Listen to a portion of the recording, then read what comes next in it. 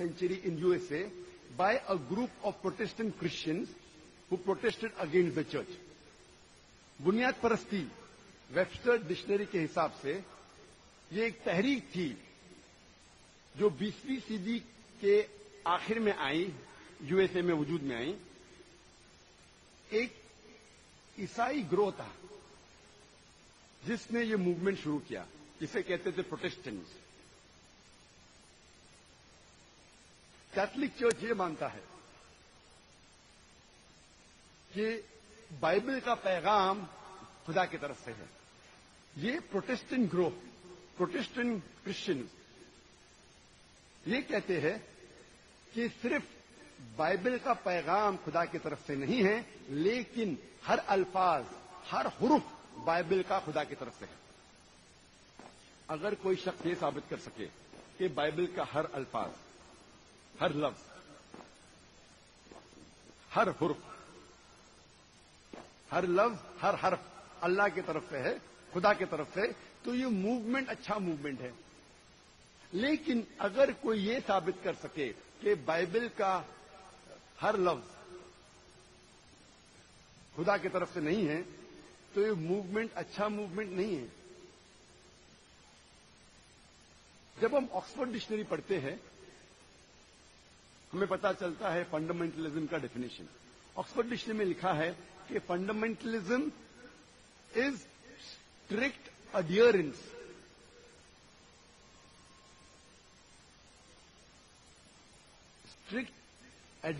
and maintenance of the ancient doctrines and fundamentals of any religion.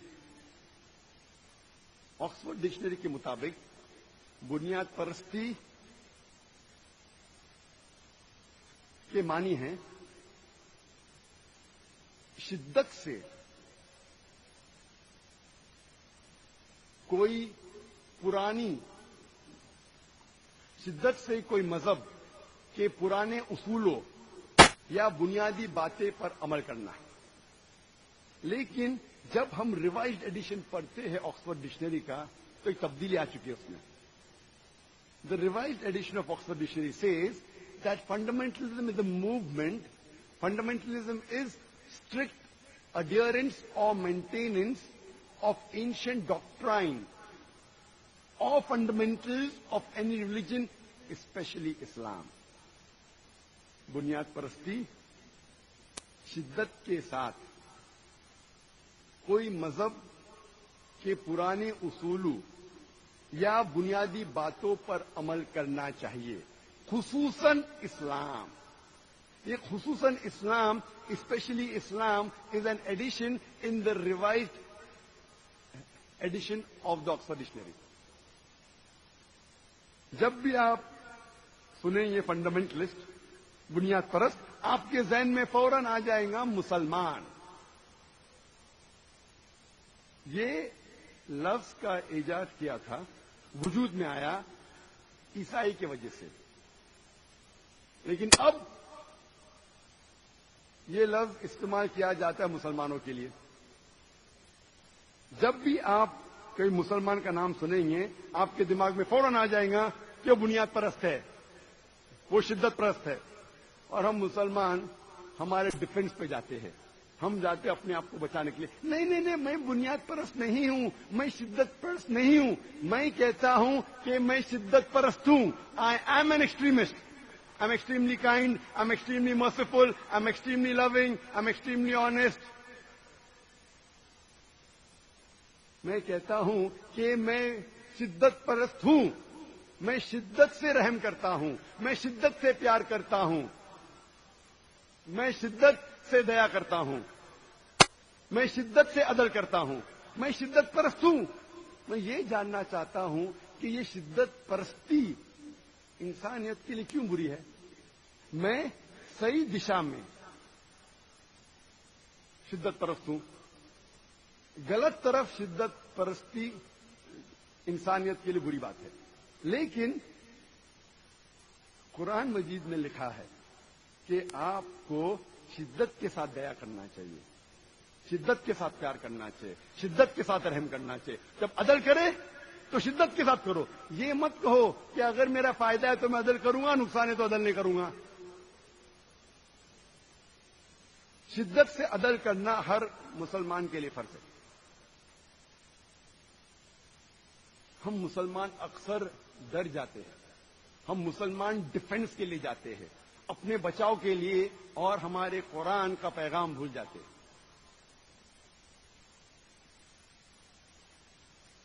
آج کی media کہتی ہے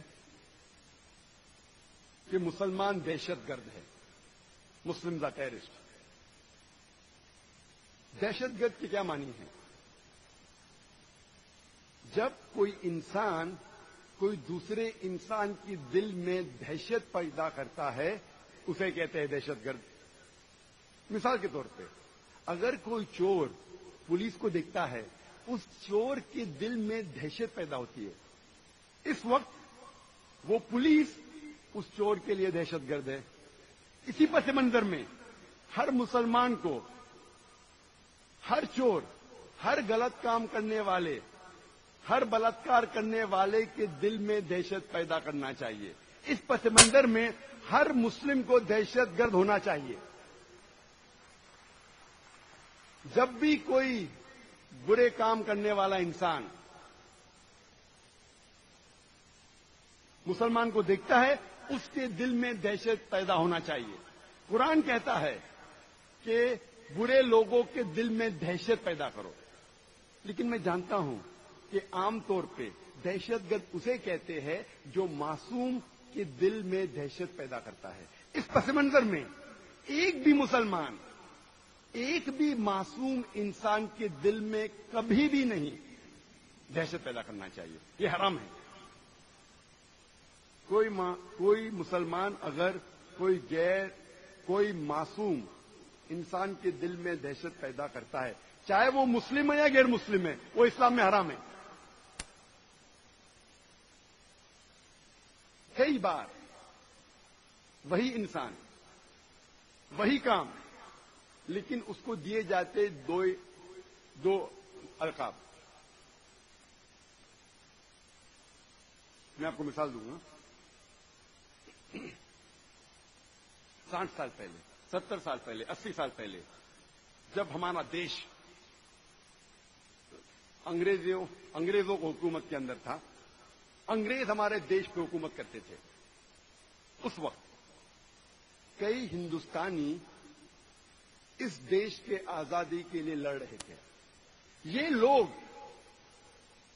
کو لقب دیا گیا تھا انگریزوں نے دہشت گرد کا. وہی انسان ہم عام ہندوستانی کہتے تھے کہ وہ دیش بھکت ہے, کہ وہ پیٹریوٹ ہے. وہی انسان, وہی کام, لیکن دو القاب. اگر آپ انگریزی حکومت سے سہمت ہے, کہ ان کے نظریے سے سہمت ہے کہ ان کو حق تھا ہندوستان پہ حکم کرنے کا, تو آپ بے شک ان لوگوں کو کہیں گے کہ یہ دہشت گرد ہے. لیکن اگر آپ عام ہندوستانی کے نظریے سے سہمت ہے کہ انگریز ہندوستان میں تجارت کرنے کے لیے آئے تھے, انہیں ہم پہ حکم کرنے کا کوئی حق نہیں, تو آپ انہیں کہیں گے کہ یہ دہشت گرد نہیں ہے, دیش کی آزادی کے لیے لڑ رہے ہیں. وہی انسان, وہی کام, لیکن دو القاب. اسی لیے لقب دینے کے پہلے آپ کو یہ تحقیق کرنے پڑے گا کہ کس وجہ کے لیے وہ جد و جہد کر رہے ہیں, یا کس وجہ کے لیے لڑ رہے ہیں. میں آپ کو اور ایک مثال دوں گا. سن 1875 میں 1875 میں امریکن ریولیوشن تھا. انگریز یو ایس اے پر حکم کر رہے تھے, اور کئی لوگ امریکہ کے اپنے دیش کی آزادی کے لڑ رہے تھے. اور یہ انگریز انہیں کہتے تھے دہشت گرد. اور اس وقت یہ انگریز کہتی تھی کہ دنیا کا سب سے بڑا دہشت گرد ہے جارج واشنگٹن. جب یو ایس اے کو آزادی ملتی ہے वही नंबर 1 दहशतगर्द, सबसे बड़ा दहशतगर्द दुनिया का जॉर्ज वॉशिंगटन, वो बन जाता है यूएसए का प्रेसिडेंट। आप सोच सकते, दुनिया का सबसे बड़ा दहशतगर्द बनता है यूएसए का प्रेसिडेंट। इससे हमें यह अंदाजा होता है कि जो भी ताकतवर है, वो जो भी लक़ब देता है वो इंसान को, चाहे सही या गलत है, वो लक़ब उसे चिपक जाता है और दुनिया उसे मानने लगती है। ये इस्लाम का उसूल नहीं है। इस्लाम का उसूल ये है कि अल्लाह ताला फरमाते सूरह हुजुरात में, सूरह नंबर 49 आयत नंबर 6 में, कि जब भी आपके पास कोई पैगाम आता है, कोई इल्म हासिल करते हैं आप, उसकी तहकीक करो दूसरे तक पहुंचाने के पहले। लेकिन आज की तारीख में जो भी ताकतवर लक़ब देता है, दुनिया उसे मान लेती है। मैं आपको और एक मिसाल दूंगा। साउथ अफ्रीका को आजादी मिलने के पहले गोरे उन पर हुकूमत करते थे। It was called an apartheid system, जो रंग में भेदभाव करते हैं। गोरे समझते थे कि हम सुपीरियर है, हम और आला है, हम ऊंचे इंसान हैं। उस वक्त गोरों ने नेल्सन मंडेला को अरेस्ट करके 25 साल से ज्यादा रॉबिन आइलैंड में कैद कर रखा था। और उस वक्त कहते थे गोरे कि नेल्सन मंडेला दुनिया का सबसे बड़ा दहशतगर्द है। जब साउथ अफ्रीका को आजादी मिलती है, वही सबसे बड़ा दुनिया का दहशतगर्द बन जाता है न्यू साउथ अफ्रीका का प्रेसिडेंट। चंद साल बाद उसी इंसान नेल्सन मंडेला को मिलता है नोबेल प्राइज फॉर पीस। क्यों? नहीं कि वो बुरा इंसान था और अच्छा बन गया, उसी काम के लिए जिसके लिए उसे 25 साल से ज्यादा कैद कर रखा था, उसी काम के लिए उसे मिलता है नोबेल प्राइज फॉर पीस। सोच सकते, दुनिया का सबसे बड़ा दहशतगर्द को मिलता है नोबेल प्राइज फॉर पीस। ये सारा मीडिया का खेल है। जिसको चढ़ाने का चढ़ाती है, जिसको उतारने का उतारती है। दिन को रात में तब्दील करती है, रात को दिन में, काले को गोरे में, गोरे को काले में। मीडिया को काले को सफेद साबित करना आसान है, सफेद को काला साबित करना आसान है। इसीलिए आप देखते इस्लामिक टेररिज्म तर्जुमा करेंगे तो हो जाता है कि अमन का दहशतगर्द। ये हो सकता है क्या? अमन की दहशतगर्द, इसका एक ही सबूत है, अमन शांति का दहशतगर्दी, मतलब जैसा पुलिस करती है, शांति की दहशतगर्दी।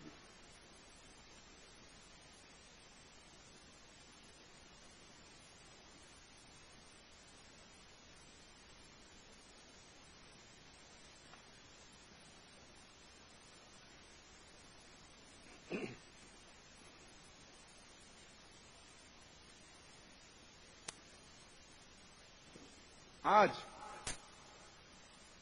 जो सबसे ज्यादा बदनाम इस्लामिक लफ्ज है, जिसके बारे में सबसे ज्यादा गलतफहमी है आज, वो है लफ्ज जिहाद। आज जिहाद के बारे में सबसे ज्यादा गलतफहमी है। ना ही गैर मुसलमानों को गलतफहमी है, मीडिया के वजह से कई मुसलमानों को भी गलतफहमी है।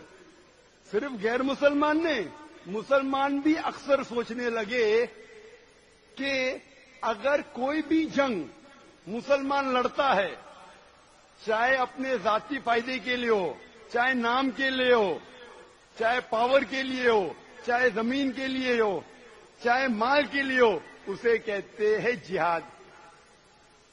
इस्लाम में जिहाद के मानी ये नहीं कि कोई मुसलमान जंग कर रहा है अपने खुद के फायदे के लिए, माल के लिए, नाम के लिए, शोहरत के लिए, जमीन के लिए।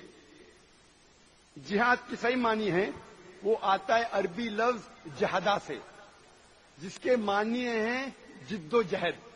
इंग्लिश में कहेंगे टू स्ट्राइव और टू स्ट्रगल। तो जिहाद की मानिए टू स्ट्राइव और स्ट्रगल, जिहाद के मानिए जिद्दोजहद। और इस्लामिक पस मंजर में जिहाद के मानी है कि اپنے